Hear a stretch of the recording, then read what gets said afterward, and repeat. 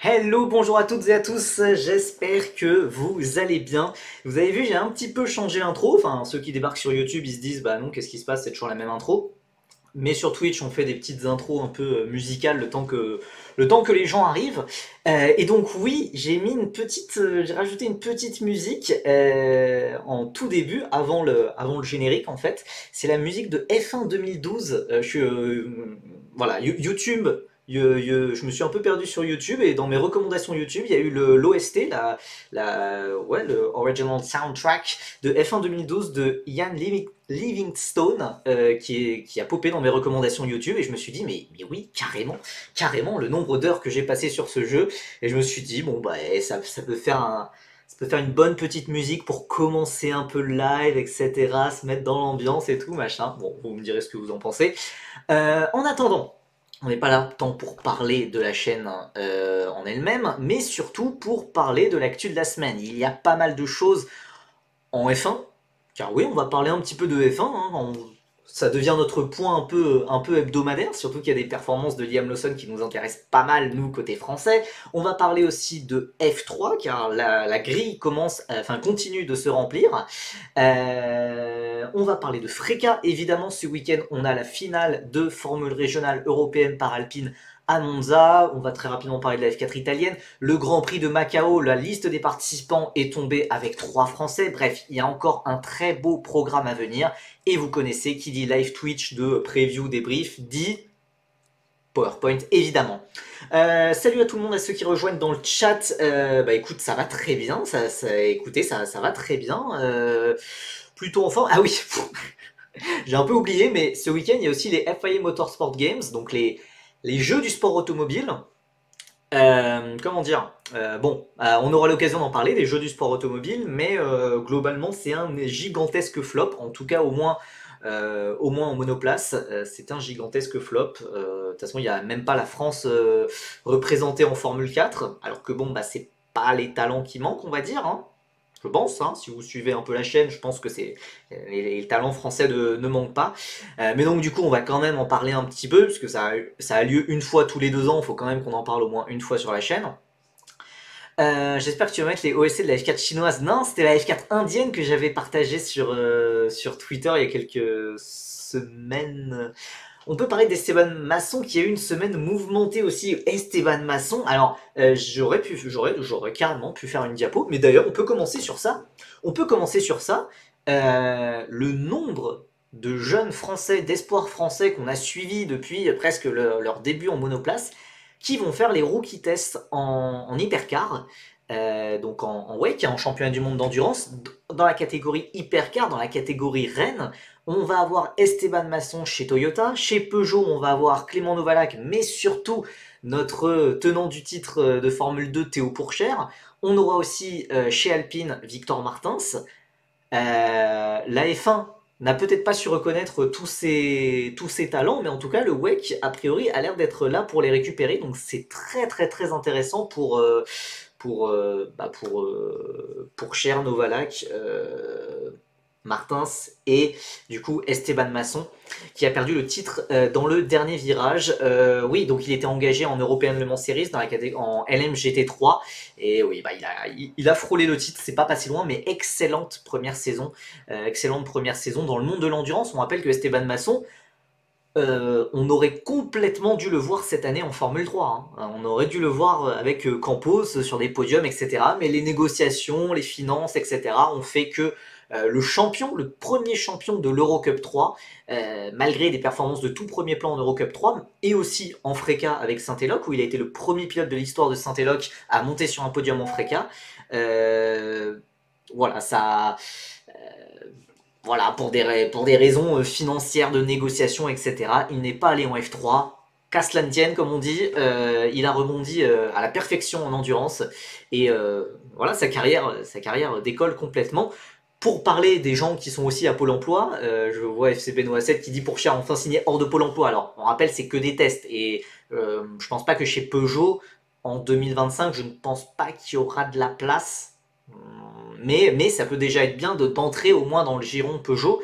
Je crois, il y a un pilote danois, enfin, en tout cas il y a un pilote ouais, scandinave au moins, qui avait fait une saison en tant que pilote réserviste chez Peugeot en WEC, en tant que jeune pilote, etc. et qui est devenu titulaire ensuite. Donc, pourquoi pas? Est-ce que Théo Pourchaire peut peut-être suivre cette trajectoire? En tout cas, ça sera sa première expérience en endurance, et comme il le dit lui-même, il n'y en a pas eu beaucoup des pilotes qui ont fait F2, F1, IndyCar et WEC Hypercar en plus, il n'y en a pas beaucoup, donc il va faire partie de cette catégorie. Malte Jacobsen, ouais c'est ça, oui, j'avais oublié son nom. Mais d'ailleurs, oui, Théo Pourchaire, il sera associé d'ailleurs à Clément Novalak chez Peugeot durant ses tests. Mais Clément Novalak, par exemple, lui aussi, il a déjà de l'expérience en endurance en LMP2. Il court déjà depuis plusieurs saisons, j'ai l'impression. En tout cas, j'ai l'impression que ça fait très longtemps qu'il est en endurance déjà. Mais non, peut-être pas en fait. Peut-être pas, vu qu'il était en F2 en 2023, donc peut-être pas. Mais j'ai l'impression qu'en tout cas, il s'y plaît bien. Mais non, Pourchaire va chez Sauber. Alors, oui, bien sûr. Sauber, on va en parler, tiens, un peu. De toute façon, enfin, je sais pas si on va tellement en parler, vu que Sauber, bah, c'est toujours aussi déprimant. Il y a du talent quand même en France, on est servi. Ouais, bah, ce qui serait bien, ce serait quand même que de toute cette génération dorée qu'on a eue, et moi, que dans la génération dorée, je veux dire Pourchaire, Martin, Sadjar, purée, si on n'en a pas un seul qui va en F1, ouais, je perds foi en l'humanité un peu quand même, hein. Enfin, parce que je veux dire, les trois pour moi méritent la Formule 1. Voilà, les trois méritent la F1. Et pour moi, alors je sais pas exactement où ranger Théo Pourchaire par exemple face à Martins ou Adjar, parce que c'est pas vraiment les mêmes trajectoires de carrière. Pourchaire il est monté plus tôt, etc. Mais il était plus jeune. Je sais pas, mais voilà, pour moi c'est trois pilotes qui méritent tellement. Première saison pour Novalak, ok, bah écoute, comme quoi, puisque Novalak il m'avait parlé de l'endurance il y a très longtemps déjà, même à l'époque de la F3, il voulait faire les 24 heures du Mans, donc je pense j'ai un peu trop... je, je me suis dit, ok, il a déjà fait de l'endurance, il traîne dans le milieu, mais du coup, pas tellement. Si tu dis que Pourchaire mérite la F1, de même pour Alési, je pense faut doser, non? Pour Alési, genre Jean ou Giuliano, puisque c'est un jeu... Actuellement, je pense pas, non? Bref, on va commencer ce live en parlant directement de... On va rester quand même dans le sujet en parlant de la Formule 1. Giuliano, ouais, alors Giuliano en F2 c'était un peu compliqué quand même, hein. Liam Lawson qui a été l'une des stars du week-end. Bon alors évidemment, je rappelle, on va pas parler de Verstappen, Norris, etc. Bon voilà, il y a des gens qui le font bien mieux que moi, le pit stop F1, etc. Pas de souci, je vous conseille ces chaînes YouTube. Donc on va pas tant parler de la bataille au titre, mais plutôt des derniers sièges restants qui pourraient permettre à Isaac Hadjar de faire ses débuts en Formule 1 peut-être dès l'an prochain. Voilà, c'est ce qu'on espère. Profitons que l'infâme Vettel Pitre ne soit pas là pour prédire que Gilter va gagner à Macao. On en parlera de Macao sur la toute fin du live, parce que c'est quand même dans quelques semaines, on a le temps.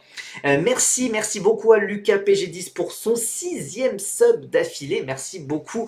Allez, Lawson continue. On est tous derrière Liam Lawson depuis son retour en Formule 1. Franchement, c'est très solide. C'est très solide comme week-end. J'ai pas franchement de critiques à émettre. Puis voilà, il y a ce Grand Prix complètement fou. Alors évidemment, il a la meilleure stratégie qui lui permet de remonter plus facilement, mais surtout quand tu compares à un Sergio Pérez qui galère, qui fait P7 en partant P8 ou P9, avec sa Red Bull qui est l'une des toutes meilleures voitures, qui se fait battre par George Russell qui partait des stands. Enfin voilà, pour Pérez ça a encore été un Grand Prix très très très compliqué. Et Tsunoda, alors ça malheureusement Tsunoda il s'est encore... En fait, souvent j'ai l'impression Yuki Tsunoda, quand il est un peu challengé par son coéquipier ou quand il commence à se frustrer, malheureusement ça se voit très rapidement, non seulement à la radio, mais ça à la rigueur à la radio on s'en fiche un peu, bah, enfin, tu gueules à la radio, ok, Verstappen aussi il gueule à la radio, ça pose pas de problème. Mais ouais, dès qu'il a un peu de pression, voilà, le problème c'est surtout les têtes à queue qu'il a fait, dès qu'il a vu Liam Lawson sortir devant lui dans les stands, il a tout de suite perdu pied. Et en plus, cela vient quelques jours après que le directeur de Honda ait dit que Honda poussait pour que Red Bull teste Tsunoda, pour que Red Bull Racing, l'équipe mère, teste Tsunoda. Yuki, c'est un bon pilote, mais dès qu'il a la pression, c'est fini. Oui, c'est pas à gérer, je pense. Et alors, d'ailleurs, ça va rebondir un peu sur ce que dit FCB Noah 7. Crois-tu que Albon est sur la sellette vu les performances en piste? On le surcoté énormément, maintenant c'est un flop. Alors, je pense qu'il faut garder, faut pas être dans le comment dire l'instant du moment là, faut pas non plus oublier tout ce qu'a fait Alex Albon. Cependant, on a peut-être vu quand même Albon un peu trop beau.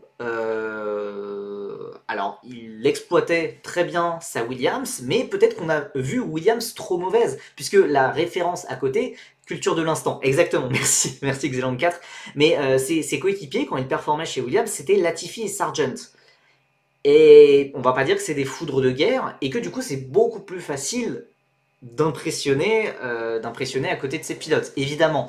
Et là maintenant, on a un Colapinto qui est directement d'entrée de jeu dans le rythme, aussi bien en qualification, en course, et ça commence à devenir compliqué pour Albon, ça commence à faire des erreurs, donc je pense pas qu'il a perdu toute sa vitesse d'un coup. Ah, merci beaucoup à Gaspachette, merci à toi pour tes 3 bits. Il a dû être surpris par Colapinto, mais il va se reprendre rapidement, je pense. Je sais pas. Hein. En vrai, voilà, je le vois pas perdre je le vois pas perdre son volant d'ici la fin d'année, même si Colapinto continue de marquer des points, etc. Albon a quand même un crédit de voilà tout ce qu'il a fait ces dernières années depuis son retour en F1 chez Williams, c'est quand même le leader du projet, etc. Par contre, voilà, voilà Xeland 4, moi je l'imagine totalement ce scénario, le scénario où Sainz, qui est l'un des tout meilleurs pilotes actuellement en F1, enfin, oui, là, il y a aucun doute, hein, y a aucun doute. Dans ses mauvais jours, il fait P5 avec Ferrari, dans ses bons jours, il fait P2, voire P1, il a gagné à Melbourne cette année, on le rappelle. Pour moi, c'est un duel qui va tourner, ça va être dur, quoi, ça va être dur pour Albon. Et pourtant, enfin, voilà, Albon, moi je le soutenais à l'époque où il était chez Red Bull, mais chez Williams, j'ai l'impression qu'il y a eu beaucoup trop de... Ouais, on en a peut-être un peu trop fait, et voilà, là ça commence à galérer un peu, quoi. Et donc, oui, je pense que Williams pourrait prendre un... Enfin, le but d'avoir mis Colapinto directement en cours de saison avec juste 9 Grands Prix, alors que Williams savait pertinemment qu'il ne pouvait pas lui offrir de baquet en 2025, je pense c'est quand même pour avoir un plan B au cas où Sainz part pour une meilleure équipe, ou Albon part pour une meilleure équipe, ou ailleurs tout simplement. Il fallait quelqu'un prêt directement, et du coup là on sait, voilà, Williams le sait, Colapinto est 100% prêt pour la F1, il le montre complètement. Colapinto chez Sauber en 2025, échange Albon Colapinto pour 2026 et tout le monde est content. Ouais, mais je pense pas que... Enfin, a priori, Sauber / Audi ne veut pas d'un pilote prêté. Ils ont envie d'avoir un pilote à part entière. Donc Colapinto qui serait prêté de chez Williams, je le vois pas arriver.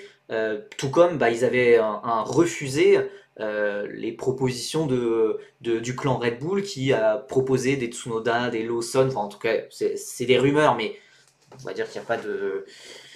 Ça avait l'air des rumeurs de journalistes plutôt sérieux. Hein, voilà, c'était des rumeurs, je pense, venant de Roger Benoît, un journaliste suisse de Blick. A priori, Sauber, ils veulent un pilote qu'ils peuvent garder. Et le problème, par exemple, de Bortoleto, c'est que McLaren, par exemple, voudrait le garder, Colapinto, Williams voudrait le garder, Lawson, Tsunoda, Hadjar, etc. Red Bull voudrait les garder. Donc pour moi, ça pose un petit souci, quoi. Je comprends toujours pas Ferrari virer Sainz, c'est une belle bêtise, surtout quand on voit le week-end d'Hamilton. Ouais.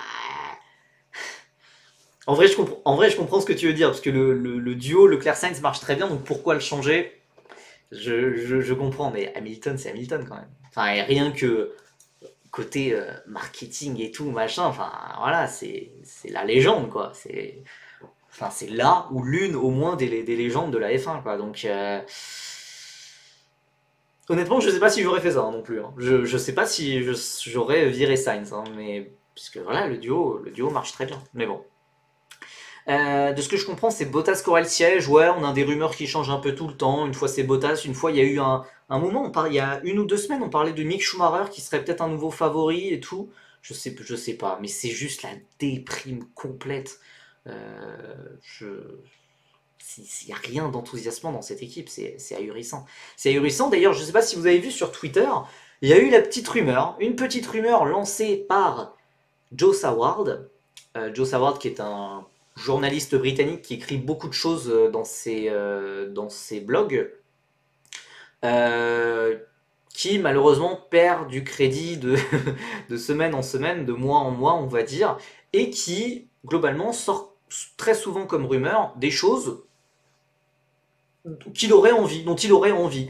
Et il s'est dit, et il l'a écrit dans son blog, suivi par des milliers de personnes, tiens, il y a des rumeurs comme quoi Colapinto pourrait aller chez Vcarb. Alors, non. Enfin,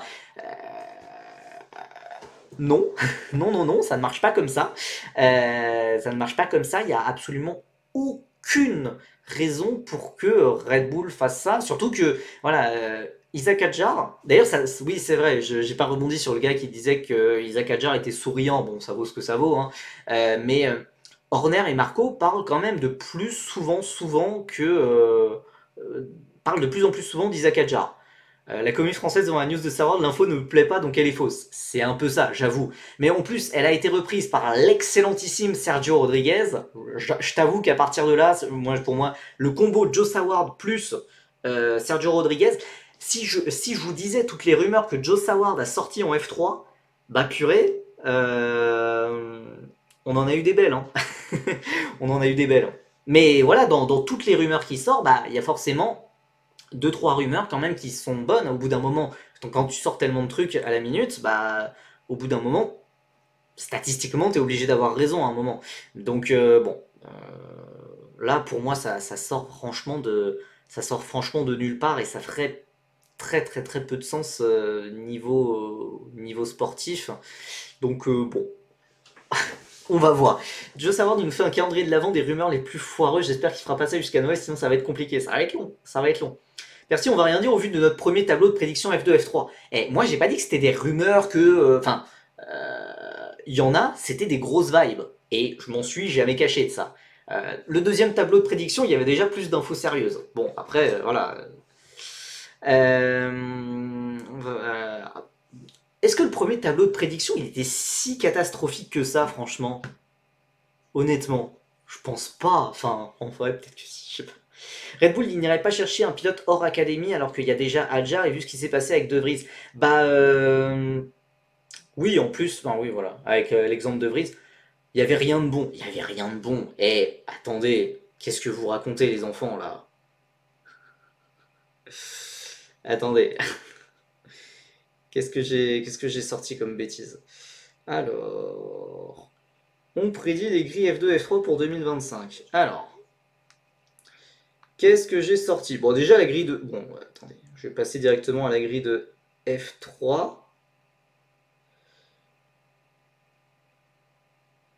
Alors, j'ai mis Taponen chez ART déjà. J'ai mis... oh, attendez. C'est bon, c'était en juillet. Hein. C'était en juillet. Voilà, personne n'avait aucune info. Strandstretch chez Trident. Ah ouais, le premier tableau, c'est moi en fait. Hein. Bon, d'accord. J'avais Stenson chez Hightech, j'avais Sharp chez Rodin.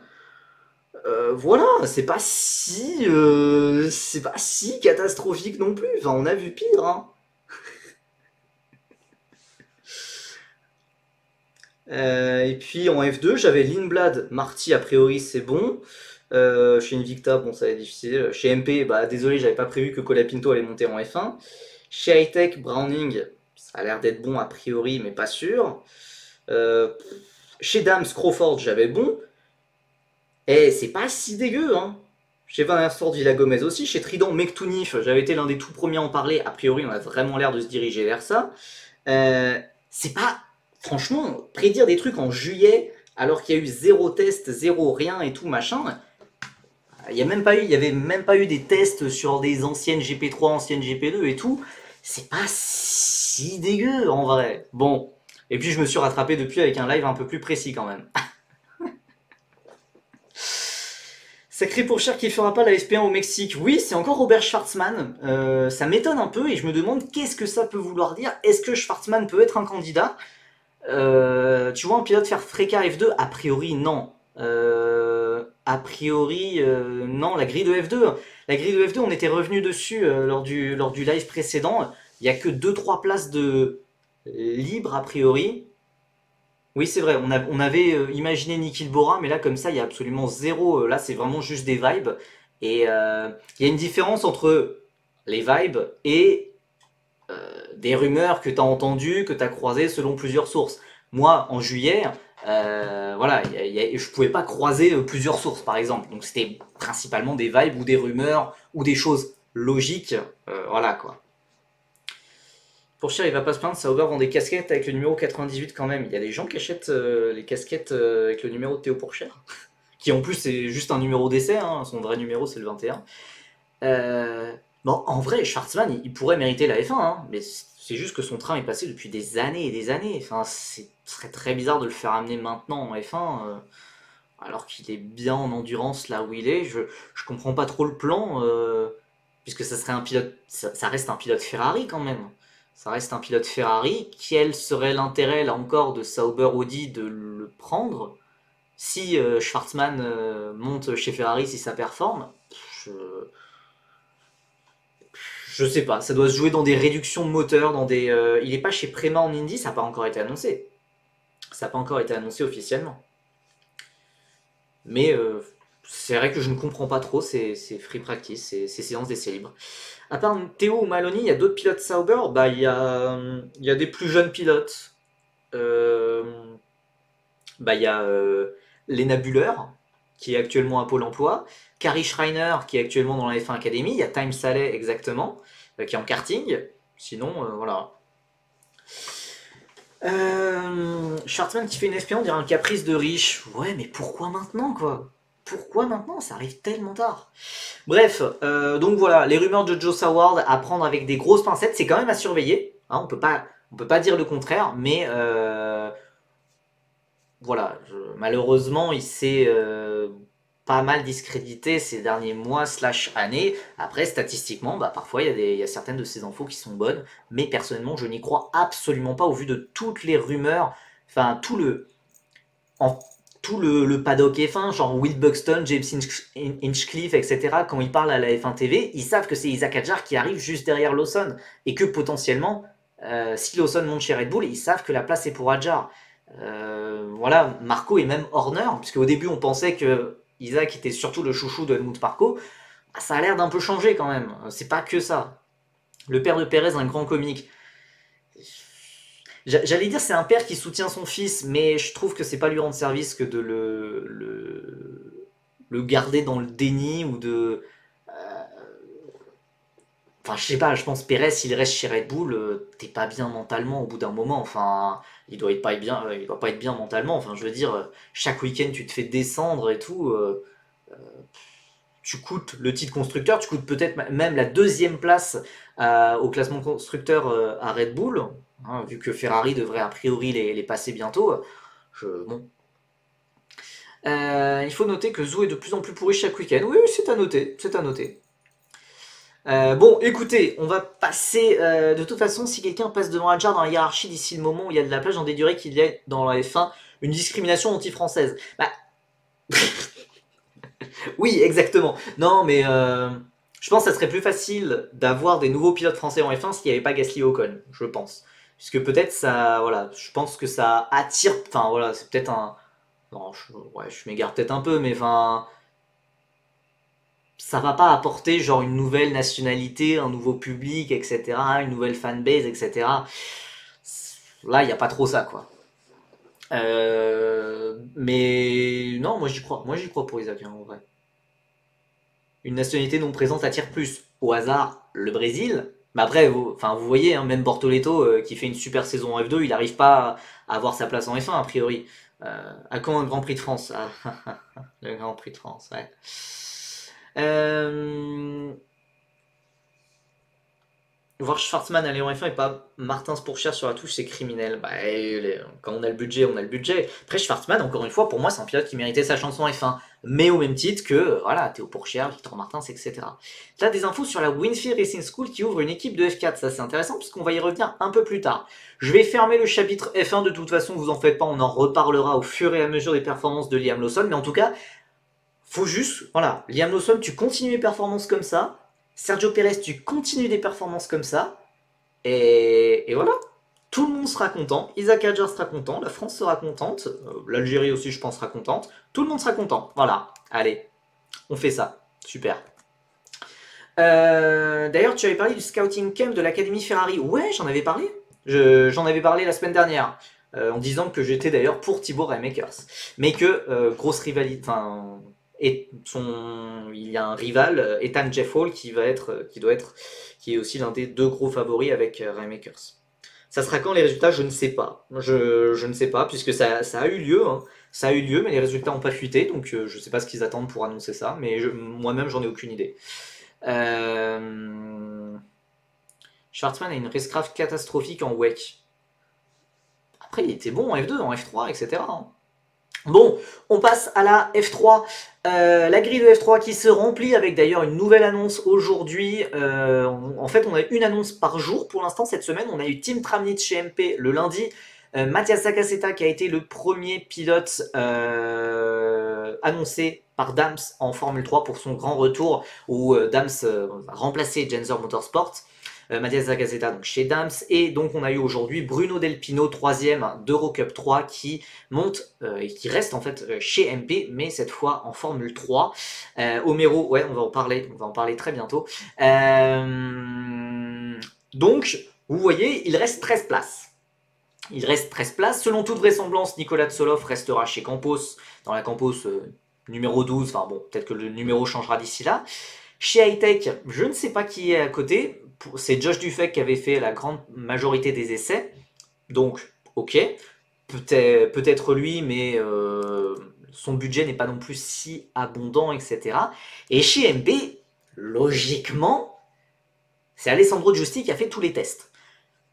Voilà. Maintenant, j'aimerais bien que ça soit annoncé très rapidement. Si MP titularise quelqu'un d'autre que Giusti, je vais chez eux à la Kalash. Je crois qu'ils sont à Rotterdam, si tu veux, tout ça. Du fait que pas chez Hightech, bah, pour être honnête, moi ça m'étonnait déjà beaucoup qu'il fasse les essais de F3, puisque bah, voilà, son budget est pas exceptionnel. Alors que par exemple un Carrasquedo, lui, je sais pas, il peut avoir du budget, par exemple. Voilà. Un petit Cresswell, ouais, pourquoi pas.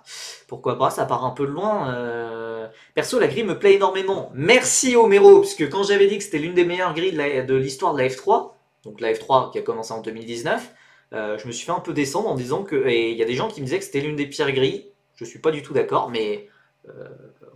voilà, de toute façon, on le verra dans quelques années, en fait. Hein, puisque au final, si tous les pilotes flopent quand ils arrivent en F2 ou en F1, en WEC, en IndyCar, bah on se dira, ah bah oui, en fait, c'était l'une des pires grilles. Mais là, comme ça, au vu de ce qu'ils ont montré en dessous, en Freca, cette année en Formule 3 ou en F4, etc., F3 européenne 2016, la tabasse. Alors justement, je parle de la F3 FIA. Tu as des infos sur le dernier siège de Hightech. Ah, pour Homero. Et moi, ce que j'adorais, c'est un Will McIntyre ou un Timek Kusarchik. Voilà, et je sais qu'il y a beaucoup de Polonais qui font du lobbying sur les réseaux sociaux pour que Timek Kusarchik aille en F3. Mon rêve haut en F3. Bah, a priori, oui, Christian Ho devrait monter en F3 normalement chez Dams. Ce qui serait d'ailleurs le seul pilote compétent du line-up de chez Dams, a priori. Donc voilà, il reste 13 sièges. Voilà, il y a Tramnitz qui a été annoncé, enfin MP a annoncé ses pilotes lundi, mercredi. Est-ce que vous annonceriez pas votre troisième pilote vendredi ou jeudi? Enfin voilà, j'aimerais vraiment bien que ça soit annoncé avant la finale de la Freca ce week-end à Monza. Du fait que c'est chez X encore de ce que j'ai compris, mais du coup pourquoi il a fait les tests chez Hightech, je comprends pas. Pas super clair, pas super clair. Salut Vetelspin, salut à toi. Donc voilà, la question, est-ce que Giusti aura bien le budget pour aller chez MP? Je l'espère, je l'espère, mais voilà, tant qu'il n'y aura pas eu la confirmation officielle, je ne serai pas rassuré. Pourquoi Koulen a fait les tests F3? Bah parce qu'il veut s'amuser, il veut tester un peu de tout le garçon. Il a testé la F2, la F3, il a fait de l'Indy Next. Qu'est-ce qui lui manque maintenant en formule de promotion? Je sais pas, mais honnêtement, s'il a du budget, bah voilà, hein. Fais-toi plaisir, mon grand, hein. Vaut mieux faire ça, vaut mieux se faire kiffer en essai que faire chier tout le monde à un week-end de course, hein.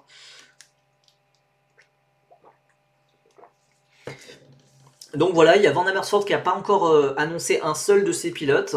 Bon voilà, d'ailleurs c'est l'une des seules équipes avec X justement à pas avoir annoncé un seul pilote. Mais normalement voilà, Théophile Naël, il n'y a pas trop de doutes. En tout cas, alors il peut peut-être y avoir des doutes potentiellement sur son équipe, mais a priori voilà, il a le budget, il a je pense le talent pour monter en F3 et oui, le budget il l'a clairement.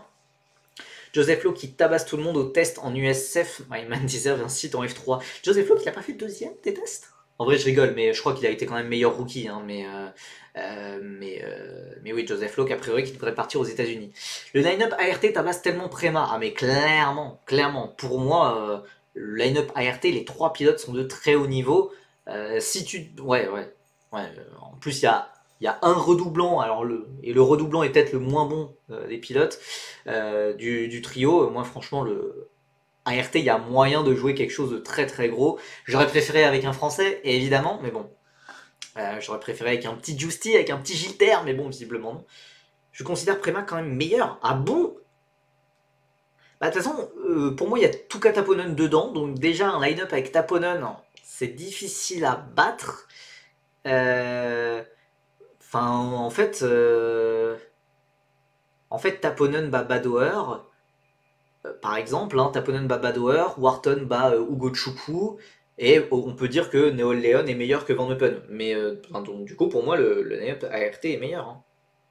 Très bon line-up ART, mais Trident supérieur avec Stromstead. Ouais, mais il y a un troisième pilote qui a un peu rien à faire là, c'est Charlie Wurz, et pour moi, ça tire un peu le truc vers le bas. Ah, moi, Taponen, je suis convaincu. Hein. Je suis convaincu par le produit. Hein.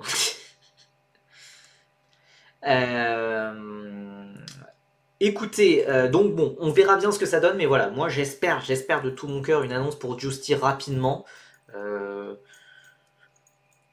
Voilà, voilà. J'espère que ça va le faire et qu'on aura une annonce rapidement. Je me répète, hein, je sais, mais franchement, ça serait problématique puisque le truc c'est que si Justy va pas chez MB, je le vois vraiment pas aller dans une autre équipe. Alors on pourrait potentiellement aller le chercher, le mettre chez Hightech, mais si tu vas pas chez MP pour qui t'as testé les 4 jours, pourquoi t'irais chez Hightech? Après il peut y avoir des négociations entre Williams, entre machin, mais voilà, je pense pour moi le seul point bloquant pour Justy c'est le budget. Et donc voilà, si t'as pas le budget pour aller chez MP, tu peux pas avoir le budget pour aller chez Hightech, qui sont des équipes à peu près semblables en performance. Voilà. Je reste optimiste, hein. Je reste optimiste. On dirait pas comme ça, mais c'est juste que j'ai pas envie de trop me faire de faux espoirs. Mais voilà, pour moi, on aura bien Justy et Naël. Maintenant, attendons la confirmation officielle. Justice, il a pas de siège, il va finir comme David Aminité pour R. Aïe. Bon, écoutez, en tout cas, voilà, j'ai hâte de voir cette grille se compléter et voilà, dès que possible, voir des pilotes français arriver très très vite. On a aussi eu donc, des nouvelles annonces d'équipe. On va en parler très rapidement parce qu'il y a un projet de Axel Grand Prix. Non, il n'y a pas de truc. Non, Homero, c'était juste pour la blague. Hein. Enfin, en tout cas, je pense pour pour Vettel Spin. Non, il y a pas. Enfin, en tout cas, à ma connaissance, il y a zéro truc sur Justy. Hein. Un projet Axel Grand Prix. Voilà, il y a une équipe indienne a priori qui aurait des. Il y a un projet méga fumeux, voilà. Hein. En fait, il y a un rédacteur de Feeder Series qui est en train de s'arracher les cheveux avec le team principal de Axel Grand Prix qui dit tout et son contraire. Donc, je sais absolument pas quoi croire dans ce truc, mais voilà, il y a il y a cette équipe qui annonce, qui veut dire, qui dit qu'elle va coopérer avec PHM et X Racing pour aller en F4 italienne, en F4 émirati, en Formule régionale Moyen-Orient et en FRECA, les 4 en même temps en 2025, en sachant que l'équipe en question n'a même pas réussi à s'aligner en GB4. Donc c'est même pas la F4 britannique, c'est la F4 britannique low cost. Bref, voilà, un projet un peu fumeux, et franchement, il y a des screens, je peux pas les montrer, mais purée, il y a des screens, c'est pépite, hein, franchement. Bon, écoutez, voilà, j'y crois absolument pas, mais théoriquement, on aurait une nouvelle équipe de Fracas sur la grille, en sachant que voilà, il y a toujours des petites rumeurs qui courent autour de MP Motorsport, mais donc de MP Motorsport en FRECA. Est-ce que MP Motorsport pourrait quitter la FRECA? C'est pas impossible. Cependant, on entre dans la dernière année de la réglementation de voitures actuelles en FRECA. Les voitures de FRECA vont changer en 2026, donc ça fait pas beaucoup de sens de vendre, enfin non, ça fait du sens de vendre, mais ça fait pas beaucoup de sens d'acheter une équipe de FRECA fin 2024, alors qu'il reste une année avec des anciennes voitures. Ça sert un peu à rien. Donc ça serait très surprenant, sauf s'il y a vraiment un milliardaire qui se tape un délire et qui veut tout de suite. Monolight, c'est toujours en danger en FRECA? Ah bah c'est plus qu'en danger vu qu'ils sont plus sur la grille. Donc oui, c'est assez en danger, ils sont plus là. MP, ils ont démenti, alors... Oui. Ils avaient... Ouais, ils avaient démenti en début de saison, mais moi j'ai réentendu des rumeurs courant de la saison. J'ai redemandé à MP, ils ont redémenti. Voilà. Mais j'ai entendu des rumeurs pour potentiellement dès 2025, ce qui reste très surprenant. Ce qui reste très surprenant. Le savoir-faire indien en FRECA, ils vont faire P24. C'est bon l'Inde, hein, ça va pas tailler l'Inde maintenant. Hein. Je crois qu'ils reprennent les Ardennes. Ok, pourquoi pas. Alors c'est vrai qu'il y a des FRECA de Ardennes qui doivent croupir dans un garage en Grande-Bretagne. Pourquoi pas. Pourquoi pas. Mais en tout cas, ça a été très fumeux. Et d'ailleurs, c'est tellement fumeux, je crois que le tweet qu'a fait Feeder Series a été enlevé, tellement c'était fumeux. Parce que PHM et X, ils ont rien communiqué de leur côté. Hein. Ouais, ils ont rien communiqué. Oui, je crois que le tweet a été supprimé. Donc, bref, projet très très très bizarre. De l'autre côté, on a eu une annonce d'une équipe française. Et ça, c'est un peu surprenant. Enfin, c'est un peu... Enfin, je le savais depuis quelques semaines vu que je bosse pour Winfield. Mais Winfield, la Winfield Racing School va avoir sa propre équipe en F4 Emirati. Donc ça peut être très intéressant. Il y a pas mal de tweets Feeder Series fumeux. Mollo mollo. Donc voilà, nos amis de Winfield, de la Winfield Racing School vont aller au Moyen-Orient. Intéressant, pourquoi pas. A priori, dans ce qu'ils ont dit, donc ils ont fait cette présentation de cette équipe à Bahreïn, vu qu'ils ils ont une nouvelle antenne sur le circuit de Sakhir. Et j'ai l'impression qu'ils vont quand même plutôt promouvoir les pilotes locaux, les pilotes voilà, de la région du Moyen-Orient. Mais je me dis quand même, il peut y avoir un petit potentiel pour que on ait des pilotes qui feront la saison de F4 française et potentiellement des pilotes style Louis Iglesias qui a pas mal testé en F4, avec Winfield. Pourquoi pas? Mais j'ai l'impression que ça paraît plutôt parti pour des pilotes locaux pour promouvoir un peu le Winfield Moyen-Orient qui a été lancé cette année. T'en penses quoi de Foster qui re-signe chez Pôle Emploi? Foster qui fait les FIA Motorsport Games d'ailleurs en e-sport. Voilà. Il y a qui comme pilote de F4 karting soutenu par Winfield? Ils les ont pas encore annoncés. Ils les ont pas encore annoncés malheureusement. Winfield, une opportunité pour Andy Consani. Alors, Winfield ne fait plus de volant. Actuellement, ils ne font plus de volant. Mais, il fut un temps où il faisait un volant tous les ans pour mettre le vainqueur de ce volant en F4 France. Malheureusement ça n'a plus lieu puisque bah voilà, financièrement parlant c'était un peu compliqué avec la période Covid, etc. Mais ça reste toujours quelque chose qui trotte dans leur tête. Et je me dis voilà, s'il y a beaucoup de soutien au niveau du Moyen-Orient, etc., est-ce que ça pourrait amener un retour du volant Winfield? Pourquoi pas? Pour un line-up Munoz Iglesias, qu'est-ce que j'adorais. Ouais, Munoz Iglesias, Andy Consani, oh là là, dans mes veines. Bref, aucune chance que ça arrive. euh, Petite exclusivité des nouvelles de la F4 France. Vous n'êtes pas sans savoir que nous sommes toujours en attente d'un appel, enfin en attente de l'appel de Yannis Steven Edens. On rappelle ce qui s'est passé au Castellet. Taito Kato a remporté le titre plusieurs heures après la course 3 au Castellet. Enfin après la dernière course, c'était au début du mois, autour du 6 octobre, quelque chose comme ça. Taito Kato a donc été sacré champion, mais Yannis Steven Edens a fait appel car il y avait une pénalité qui avait été donné à Taito Kato pour un dépassement en dehors des limites de la piste en course 1, qui a été retiré quelques heures après. Et voilà, ce retrait de pénalité ne passe pas auprès du clan belge. Donc voilà, on aura... Alors, la décision sera prise le 29 octobre. Est-ce qu'on aura la réponse? Est-ce que la réponse sera donnée publique le 29 octobre? Je l'espère. Mais donc voilà, on aura une réponse sur une décision à la FFSA le 29 octobre. On verra ce que ça donne. Tellement dégueulasse cette finale comme tous les ans. Bah ouais, ça commence à devenir un peu une petite tradition, hein, ce genre de décision d'après-course ou de décision litigieuse des commissaires. Bah, faut se mettre au niveau de la F1. Donc voilà. Mon cerveau avait volontairement oublié cette histoire. Ouais, désolé de remuer le couteau dans la plaie, surtout pour les fans belges. Il faut mettre Michael Masi en F4 France. Ouais, je pense que ça changerait pas grand chose. Final avec un peu trop de Ricard, ouais. C'était un week-end laborieux quand même. Un week-end laborieux. D'ailleurs, j'en ai pas parlé, enfin j'en ai parlé sur Twitter, j'en parlerai rapidement ici. Jules Caranta a fait un article avec Eurosport où globalement ça reprend ce que j'ai dit sur son futur globalement, où il confirme bien qu'il devrait aller chez Campos en Eurocup 3 et non pas en Freca.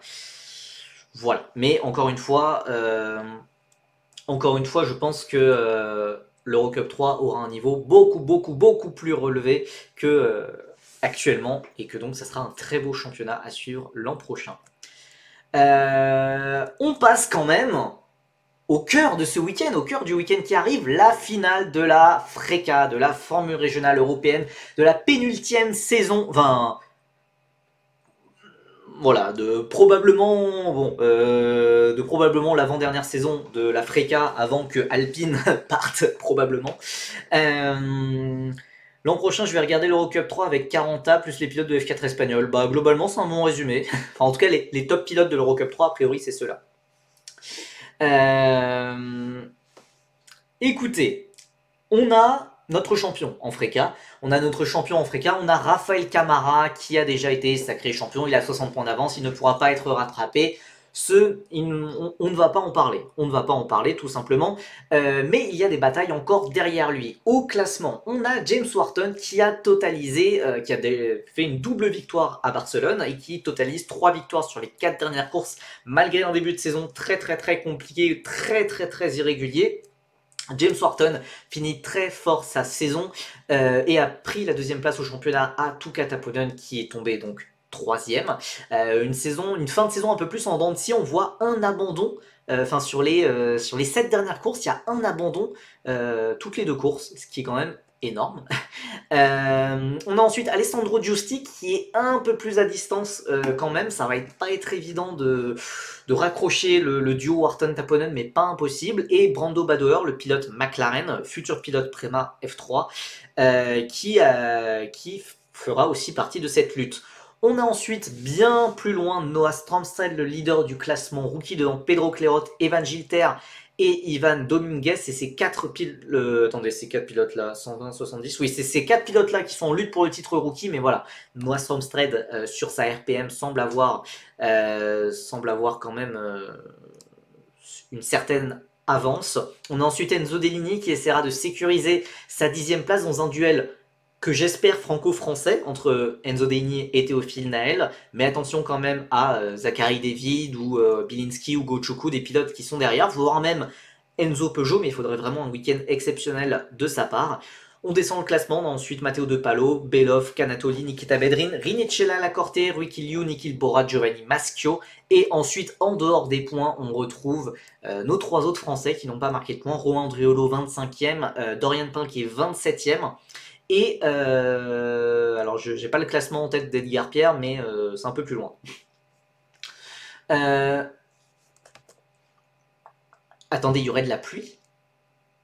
Et Byron McD, non, Dawood Byron McD, il est 26e. Désolé, il ne rentrait pas sur mon screen. Comment ça, il y a de la pluie à Monza? Alors ça, c'est pas drôle, puisqu'il y a quand même moyen que je sois sur place au moins pour une journée. Ouais,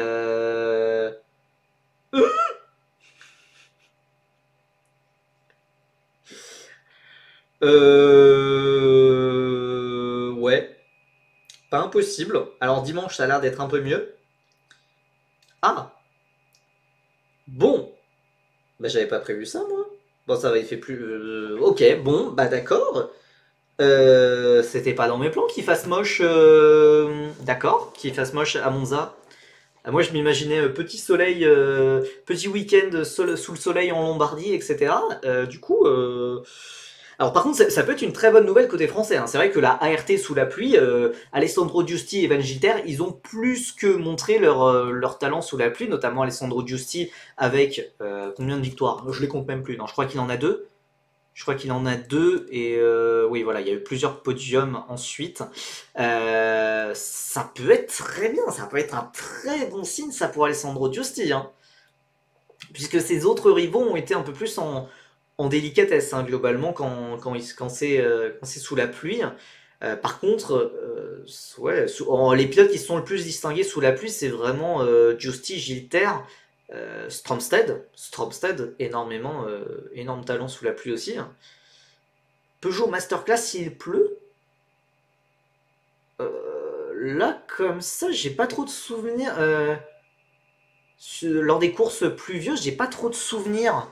J'ai pas trop de souvenirs de courses exceptionnelles d'Enzo sous la pluie. Et surtout, il y a un paramètre qu'on doit pas oublier, c'est que on est à Monza.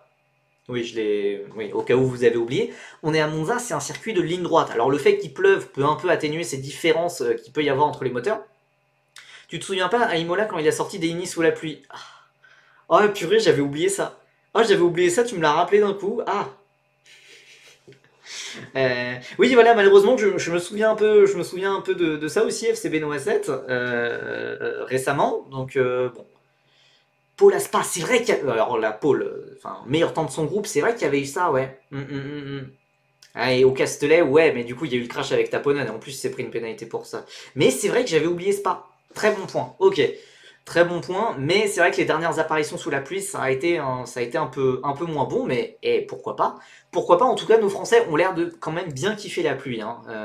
Donc ça peut être assez positif pour bien finir cette année. Voilà, donc comme j'ai dit, Wharton, il a le momentum, il semble avoir un peu tout pour lui actuellement. Tuka Taponen, voilà, la RS, sa voiture, enfin toute l'équipe a l'air d'être un peu en difficulté, hein. Sur les circuits typés moteur, c'est plus compliqué. Et tout cas, Taponen, il arrive à compenser ça sur des circuits plus sinueux, etc. Donc franchement, pour Monza, j'ai du mal à être optimiste pour Tuka Taponen. Alessandro Giusti, j'ai envie de dire, c'est un peu l'assurance touriste, il est toujours devant, il est toujours dans les points et même dans les gros points. Maintenant, il y a le paramètre pluie qui peut entrer en compte, et là, c'est plus du tout pareil. Qui joue la P2 Taponen ou RS? Bah du coup, comme à chaque fois, j'ai envie de dire Taponen, hein. J'ai envie de dire le pilote. Et Brando Badoer qui a un petit coup de moins bien ces derniers week-ends. Alors est-ce que c'est le petit contre-coup après la signature chez McLaren officielle? C'est pas impossible. Maintenant, voilà, il peut effacer les derniers doutes. J'ai vu qu'il y avait pas mal de gens qui n'étaient pas du tout hypés par Brando Badoer. Genre sur Twitter quand je disais ouais c'est exceptionnel, Badoer chez Prema il le mérite tellement, les gens qui se sont dit mais frérot qu'est-ce que tu racontes, Badoer il est nul. Bah non non non, enfin depuis un an et demi c'est ultra solide ce qu'il fait Brando Badoer, hein. Même en F4 italienne, il a montré une progression super solide, linéaire et tout. Enfin, donc pas trop d'accord avec les critiques. Pour moi, Badwater, je suis ultra épais. Maintenant, fin de saison de Freka, peut-être un peu plus compliqué. Random stat, Camara a marqué 35 points pour battre le total de points de Kimi en 2023 et Beganovic en 2022 qui avait mis 300 points tous les deux. Attends, Grégoire Saucy, il avait pas fait mieux? Puisque Grégoire Saucy, il avait atomisé la saison de. Il avait atomisé la Freka comme rarement ça avait été fait, non? Mais tu me mets le doute. Alors, voyons voir. Ah non, 277. Ah bah comme quoi. Ok, bah my bad. J'avais vraiment l'impression que c'était beaucoup plus dominant, en tout cas, dans mes souvenirs. Ouais, bah, Saucy, voilà, ça a été un peu plus compliqué pour confirmer ensuite, et c'est vrai qu'il était un peu trop tout seul. C'est un peu suspicieux quand même. Je ne vais pas vous le cacher, mais ouais, trop irrégulier, bah, je viens de voir ça, ok, ok. Euh, Écoutez, donc voilà pour les 4 prétendants à ce titre de vice-champion. Ça veut dire 20 points de super licence d'ailleurs, hein. C'est pas rien dans une carrière quand même, 20 points de super licence. Et pour les autres Français, Evan Giter, bon voilà, pour moi il y a un truc sur lequel il faut se focus, c'est les qualifs. Vraiment, c'est le seul point faible que j'ai à dire sur que j'ai à sortir sur cette saison, c'est vraiment les qualifications, puisque en course, il est exceptionnel, il y a des grosses remontées, il y a des dépassements et tout, c'est génial. Mais en qualif, bah en fait, il part souvent de loin, du coup c'est compliqué de remonter. Donc là, il faut finir fort. Voilà, s'il y a la pluie, ça peut ouvrir en plus des possibilités très intéressantes. Pour Enzo Dellini, voilà, malheureusement, il est voilà, chez et donc du coup, je ne suis pas super optimiste. Mais voilà, il faudrait essayer les qualifs à réussir puis foirer sa course. J'ai pas dit ça, non. Ouais, pour Enzo Dellini, ouais, voilà, j'aimerais bien qu'il y ait le coup d'éclat, le truc où on se dit, enfin, parce que voilà, malheureusement, ça a manqué un coup d'éclat sur cette année. Voilà, j'ai vu des on-board, c'est vrai qu'ils se traînent un peu en ligne droite, mais quand même, hein. Voilà, Red Bull a recruté beaucoup de pilotes, de jeunes pilotes, notamment voilà, Jules Caranta qui a le même âge que lui, qui est français, etc., qui a un peu le même profil que lui. Voilà, ça serait bien que Enzo Dellini montre à Red Bull que voilà, faut pas l'oublier. Honnêtement, juste sur des vibes, juste sur des probabilités, hein, c'est pas des infos parce que je sais que la décision n'a pas encore été prise. Euh, pour moi, au vu des précédentes décisions de Red Bull, à moins que, comme Isaac Hadjar en 2023, Red Bull, ils ont des datas, ils ont des trucs, etc. en interne, et ils veulent le garder, pourquoi pas. Mais voilà, malheureusement, les 12 derniers mois, ça a été un peu compliqué. Pourtant, je sais que voilà, Enzo Deni, il a du talent. J'ai déjà entendu de certaines infos en test sur le simulateur, etc. Des infos très intéressantes. Mais voilà, il faut que ça se montre aussi sur la piste. Et voilà, ces 12 derniers mois, ça a été un peu compliqué. Voilà. Et encore une fois, a priori, donc, il va repartir pour une deuxième année de Fréca en 2025 avec RS, où il fera la formule régionale Moyen-Orient, puis la formule régionale européenne. Donc il aura vraiment la préparation optimale, chose qu'il n'avait pas cette année, vu qu'il avait manqué la formule régionale Moyen-Orient. Voilà, vraiment, ça sera la saison du tournant. Voilà, ça sera la saison du tournant 2025 pour lui, avec ou sans Red Bull. Je sais pas. Après, voilà, on peut prendre par exemple l'exemple d'un Pierre Gasly. Pierre Gasly, à l'époque de la Formule Renault Eurocup, qui est l'ancêtre de l'Africa, qui avait fait 10e. Il avait fait 10e sur sa première saison et c'était avec le soutien de Red Bull. Et Red Bull, ils se sont dit, bon, il est bien gentil votre français, mais bah, il est un peu nul quoi, 10e, c'est pas ouf. Résultat, la saison d'après, il redouble sans le soutien de Red Bull, juste avec ses propres sponsors à lui. Il est champion et il retourne chez Red Bull. Donc ça arrive, ça peut arriver ce genre de choses. Donc voilà pour Enzo Dellini. Pour Théophile Nael, il y a une très grosse fin de saison quand même pour le pilote stéphanois. Il y a un top 10 à aller chercher et surtout ce qu'il faut, c'est qu'il faut éteindre les derniers doutes qu'on a vus sur le milieu de saison. Voilà, du round 2 à 6, c'était pas bon. C'était pas bon, il était souvent dominé par Enzo Peugeot, etc. Mais voilà, depuis plusieurs week-ends, notamment avec la victoire au Red Bull Ring en point d'orgue, on a vu de très très très belles choses, avec des dépassements absolument sublimes. Euh, voilà, pour moi, au final, il a un très très gros talent. Et il a eu une passe compliquée, ça c'est sûr. Naël, le pauvre en vrai, venir de Saint-Etienne, ça doit être difficile. Ouais, bah écoute, moi je viens de Dreux, hein, donc bon. Mais voilà, Naël et moi, on est fiers de nos petites villes, de nos petites villes un peu nulles, mais qu'on adore. Bah voilà. Percy, j'ai vérifié, il n'y a que 3 week-ends où Naël passe vraiment à côté. Ah bon? Pour moi, là, comme ça, j'ai envie de dire vraiment du week-end 2 à 6. Week-end 1, génial. Et week-end 7, 8, 9, très très très très très très, très bien, enfin génial aussi. Euh, je pense qu'il faut préparer l'année pro pour Evan et les Enzo, car je pense que si bonne team, ils peuvent jouer le titre en Freca en 2025. Ah, clairement. Clairement, et d'ailleurs, oui, je pense que ça sera le but. Maintenant, voilà, hein, quand le. Voilà, pour moi, il y a un favori naturel qui se détache, c'est Freddy Slater, qui a été annoncé chez Prema et qui voilà, sera dans la meilleure équipe, dans la meilleure voiture, etc. Ça va être dur de le battre. Mais voilà, il faudra, quoi qu'il en soit, même s'il n'y a pas de titre, il faut des victoires. Il faut des victoires et se montrer constamment devant. Chose que Evan Gilter a pu montrer de façon occasionnelle. Enzo Peugeot, un petit peu moins, mais c'est forcément un peu plus compliqué vu qu'il est chez Saint-Eloc, qui est une équipe qui a sa deuxième saison. Evan Gilter est chez ART. Et Enzo Deligny, malheureusement, voilà, il n'y a toujours pas eu ce petit truc, alors que parfois on le voit quand même en qualification, parfois. Mais Gilter et Peugeot font la Fremec. Alors Peugeot, on peut l'imaginer, surtout s'il retourne chez Saint-Eloc l'an prochain. Gilter, ça serait très étonnant, vu qu'a priori il semble rester chez ART, et ART ne fait pas la Fremec, donc ça serait étonnant.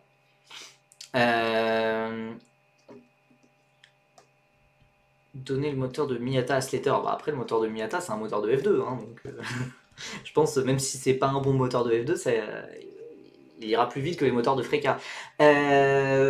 Pour Enzo Peugeot, voilà, juste, il faut continuer. Il a réussi à très bien sortir de sa petite micro-spirale négative qu'il y avait eu, notamment voilà, le Castellet, Red Bull Ring, etc., où il y avait eu quelques erreurs, car il cherchait à un peu trop bien faire. Mais voilà, à Barcelone, il a été éblouissant sur les deux courses, avec des dépassements, avec des très beaux points, en fait, tout simplement.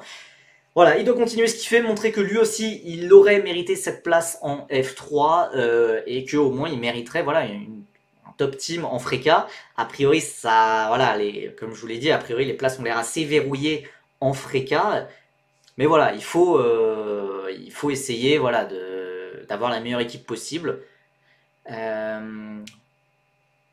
Et vous êtes turbo chiant dans le chat hein, avec cette rivalité Peugeot-Gilter. Hein. Je vais pas vous le cacher. Hein. Je vais pas vous le cacher. Et Enzo Peugeot, a priori, enfin, on en reparlera un peu après de Macao. On se perd. Dorian, et bon, voilà, on a aussi 3 autres Français Romain Driolo, Edgar Pierre et Dorian Pain. Bon, voilà, il n'y a pas eu de points cette année. S'il pouvait y en avoir un miraculeux sur le dernier week-end, ça m'arrangerait, j'avoue.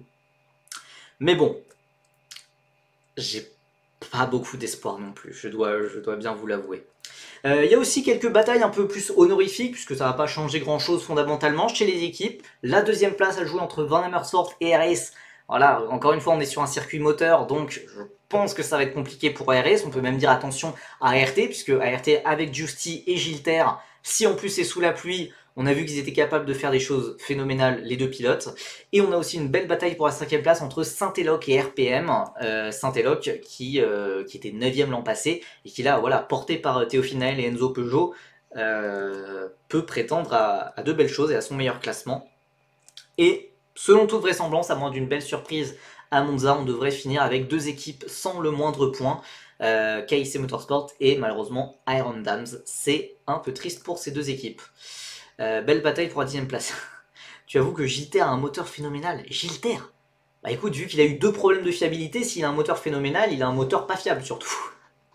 En vrai, Peugeot devrait essayer de trouver une meilleure équipe comme RPM. Ouais, j'aimerais bien, moi, Peugeot chez RPM. Hein. J'aimerais bien. J'aimerais bien. Maintenant, je sais que RPM, c'est cher. RPM, c'est assez cher et du coup, ils prennent pas mal de pilotes payants et je doute que Peugeot puisse y aller. Adjar a des moteurs Rocket, mais JTR, il n'y a pas de moteur Rocket. Enfin, là, comme ça m'a jamais sauté aux yeux. Et enfin, pour moi, on voit surtout des moteurs mauvais en Freka, mais pas tant de super bons moteurs, genre comme avec Durksen en F2. Euh, j'ai pas tant cette impression-là en Freka, je me trompe peut-être.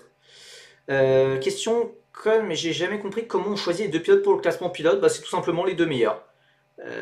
T'as trois pilotes, enfin chaque équipe ou presque a trois pilotes. Si tes pilotes font 1, 2 et 3, si tes pilotes font un triplé, bah on prend les points de la première et de la deuxième place. Et tu marques pas les points de la troisième place. Tant pis. T'as fait un triplé, mais on s'en fiche. Si Gaël était chez KFC, ça serait KFC Motorsport. Oula, il est temps qu'on se rapproche de la fin du live.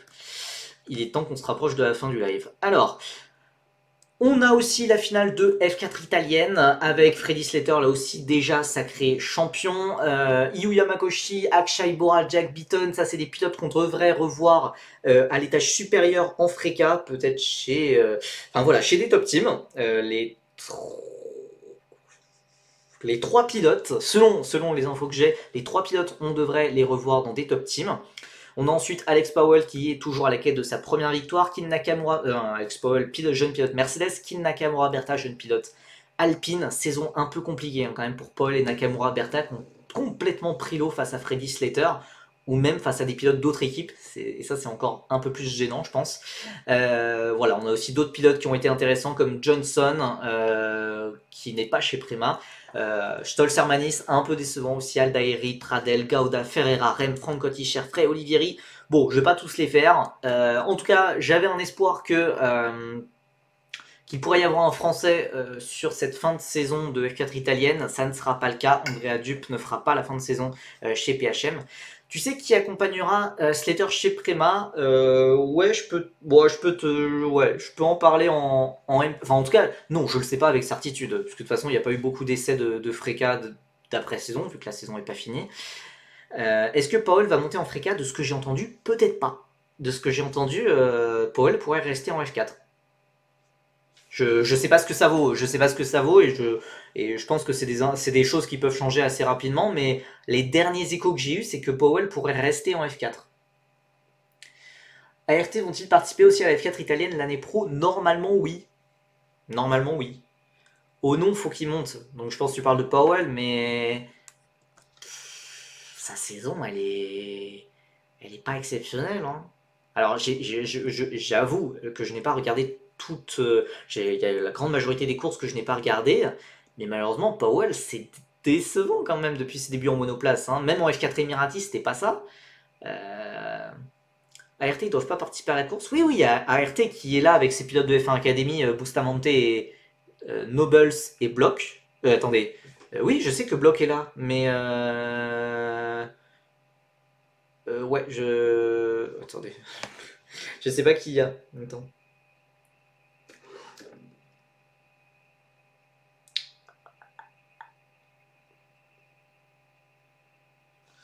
Alors... Ouais, ça va jouer les P25 à RT. Ouais, non, clairement, bah malheureusement, pour l'instant, ça sert que pour mettre les pilotes de F1 Academy, pour voilà, pour un peu du roulage supplémentaire. Mais j'espère que à terme, puisque là ils sont arrivés en cours d'année, j'espère qu'à terme ils auront un vrai programme avec des pilotes qui voudront mettre plus tard en Freca, en F3, en F2 quoi. Alors. Qui est-ce qu'il y a chez ART? Il y a Bustamante. Et c'est tout. Enfin, du coup, il y a Block. Mais il n'y a pas Nobel cette fois-ci. Je ne sais pas pourquoi. Écoutez. Donc, bon, voilà la F4 italienne. Pas de français sur la grille ce week-end. On doit parler aussi des fameux FIA Motorsport Games, les Jeux Olympiques du sport automobile. Qu'est-ce qu'on se marre. La liste est cataclysmique. On aurait pu, peut-être dans un monde alternatif, avoir des Freddy Slater, avoir des Taito Kato, des Yannis Steven Edens, des Kinoa Lazari, des Jules Caranta, des Mattia Colnaghi. on n'a personne. Aucun des pilotes que je n'ai mentionnés ne sera présent sur la grille. Il y a même des nations entières qui ne sont pas présentes, comme la France, comme l'Italie, comme l'Allemagne. C'est une catastrophe. C'est une catastrophe, tout simplement. Bon, il y a quand même quelques noms, voilà, à noter, notamment, voilà, on va soutenir ici quand même Chester Kiefer, qui a été quand même très bon en F4 française, même si la fin de saison a été un peu plus compliquée. Chester Kiefer, quand même, moi, des échos que j'ai eu, voilà, je persiste à penser qu'il a vraiment un bon petit talent. Après, voilà, parmi les favoris, ouais, Juan Cota qui a dominé la manche de Valencia en F4 espagnol, forcément. Voilà, après, beaucoup de pilotes quand même qu'on aura oublié d'ici quelques années, a priori, mais c'est vrai que Juan Cota, c'est le favori évident. Moi, j'ai envie de croire à Chester Kiefer.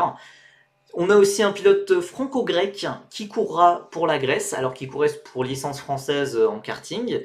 Voilà, Philippe Armand-Carras, voilà, qui a fait des top 5 en F4 tchèque. J'avoue que je suis pas super hypé, surtout qu'il court pour la Grèce et pas pour la France. Mais bon, quelque part, vaut mieux qu'il court. Vaut mieux que la France soit pas représentée dans cette compétition, parce que je pense que ça aurait été plus pas forcément positif pour la France qu'autre chose. On rappelle qu'il y a 2 ans, alors que c'était une époque où il y avait des pilotes comme Alessandro Giusti, comme Elliott Véron, etc.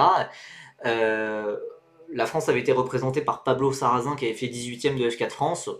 Autant vous dire que ça s'était pas super bien passé. Carras, il a un programme pour l'an prochain. Il a pas mal testé avec Saint-Éloque en F4 espagnol, peut-être. Donc, pas impossible. Ouais, Jonathan Correa, ça aurait été cool ça. Ça aurait été cool, mais de toute façon, en fait, les pilotes doivent payer pour participer au FIA Motorsport Games. C'est pas les fédérations. Enfin, c'est pas gratuit ou c'est pas les fédérations qui vont aller chercher les pilotes pour que. Voilà, c'est la déception. Le line-up était aussi nul il y a 2 ans, hormis Antonelli, ouais. À la rigueur, tu pouvais dire, je crois qu'il y avait Charlie Wurtz à la rigueur, qui est ok, mais bon, enfin, voilà. Il y avait Bruno Del Pino, d'ailleurs, qui a eu la médaille de bronze, je crois, et qui a été annoncé aujourd'hui en F3. J'aimerais bien voir les frères Carras en F4 France, il faut des cracks français. Non, moi, clairement, F4 France, je suis là, je vais tout faire pour soutenir Iglesias, et surtout Andy Consani, vous connaissez la propagande ici. Donc voilà, a priori, non, les frères Carras, ça ira pas en F4 France, hein, clairement pas.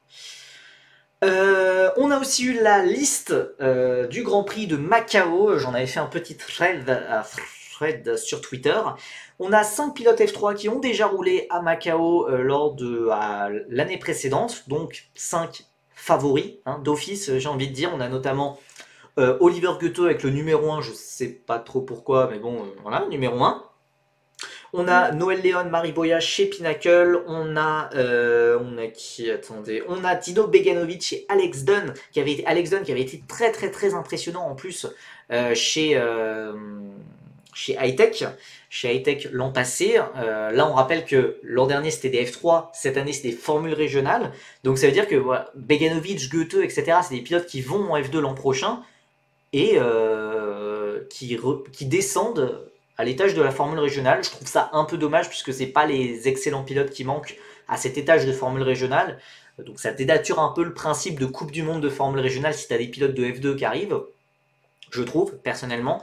Mais en tout cas, on a des équipes, on a des pilotes de tous les continents, de tous les différents championnats de formule régionale qui sont représentés et ça c'est plutôt chouette. Quand même assez surprenant, chez Prema, on a Beganovic et Dunn qui ne sont pas censés retourner chez Prema.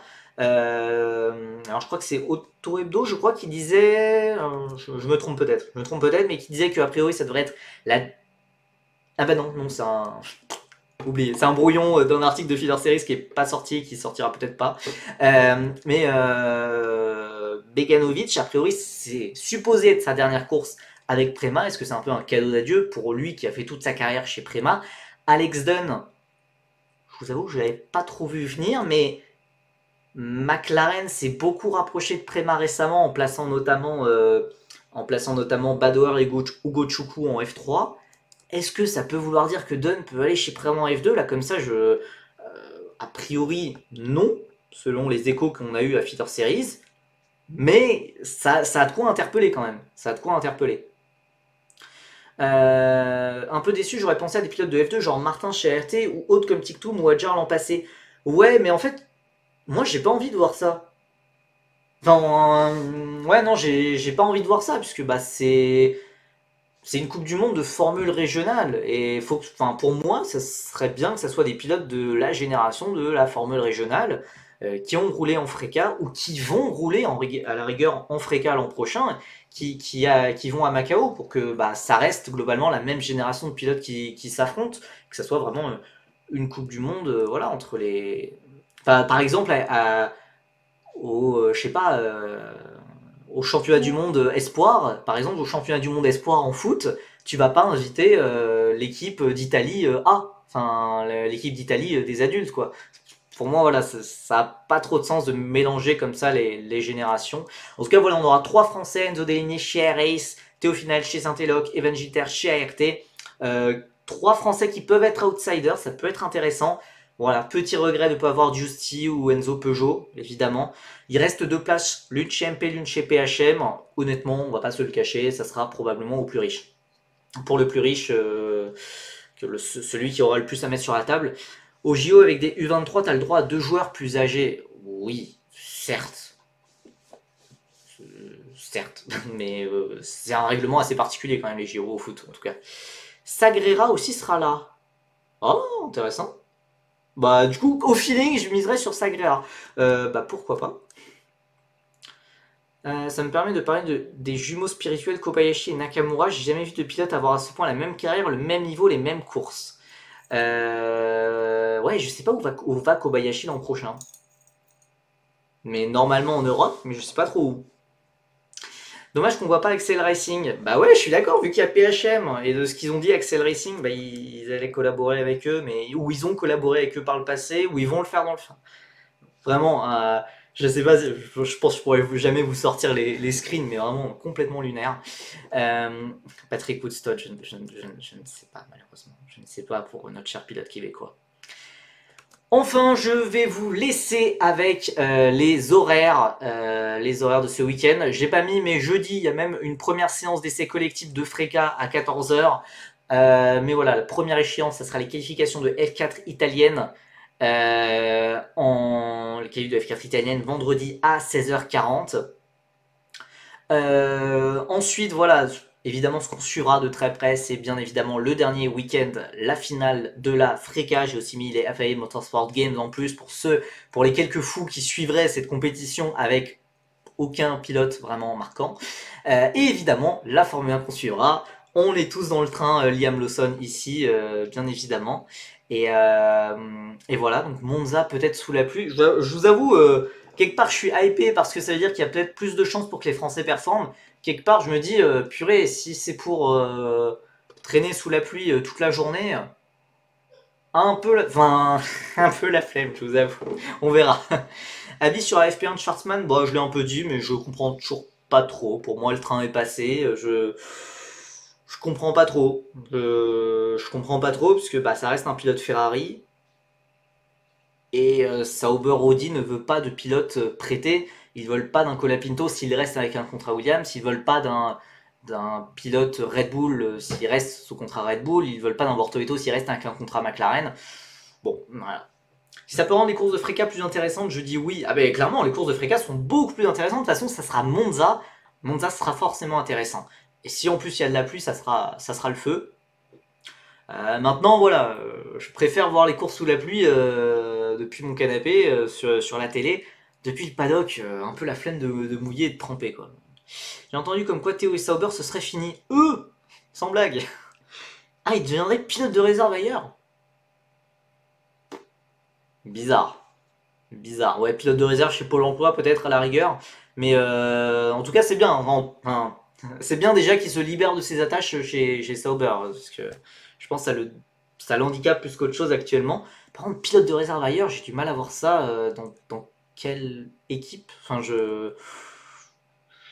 Écoute, on va prendre ce que tu dis comme les rumeurs de Joe Saward. On les glisse quelque part. Et si ça ressort, bah on ressortira ton message à un moment, mais bon, voilà, je vais pas trop m'avancer non plus. J'ai pas dit en F1. Oh, le pilote de réserve de chez Peugeot qui arrive. Le pilote de réserve de chez Peugeot qui arrive. En vrai, moi, pourquoi pas, hein. Si ça débouche sur un volant titulaire après, pourquoi pas, hein. Bon, écoutez, C'était très chouette comme live. Merci beaucoup d'avoir été aussi nombreux sur ce live. On était vraiment beaucoup, je trouve. Enfin, vous êtes de plus en plus. Vous êtes de plus en plus sur des lives pourtant, bah, voilà, où on parle de choses quand même assez obscures, genre les FIA Motorsport Games ou le Grand Prix de Macao. Mais il y a vraiment de plus en plus de monde sur les lives et ça fait très plaisir. Donc merci à vous. Évidemment, n'hésitez pas à me suivre sur Twitter, sur Insta, sur Filler Series, sur la chaîne YouTube Percy VOD, sur TikTok, même si j'ai pas trop de TikTok prévu pour le moment. Je ne sais pas quand sera le prochain live, vu que je ne serai pas là la semaine prochaine, je ne serai pas chez moi. Donc, je ne sais pas. Je ne pourrai pas commenter non plus l'Africa. Il est possible que le prochain live soit dans quelques temps.